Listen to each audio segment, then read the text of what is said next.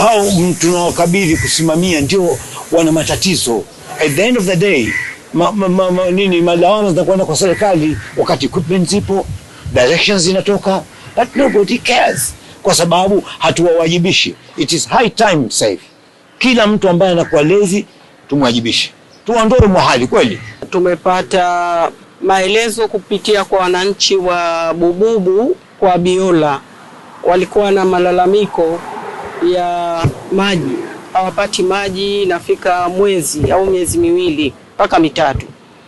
Kwa hivyo tumefanya ziara hii ya hafla kwenda kuangalia hali halisi ilivyo.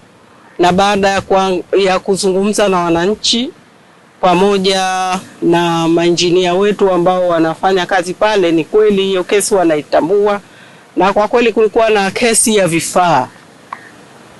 Kama kaimu wetu wa mkurugenzi wa maji unayekaimu sasa hivi, kulikuwa na tatizo la kifaa na kifaa tayari kimeshafika.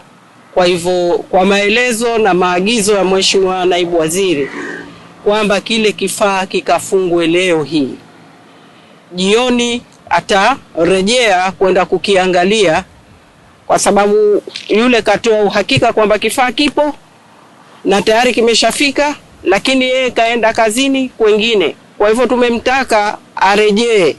Wananchi pale wameshakaa miezi mingi wanahitaji maji, na kwa kweli ni kero mtu kukosa maji siku mbili tu ni tatizo. Kwa hivyo huko ambapo yupo arejee, aje afunge kifaa pale ili wananchi wapate maji.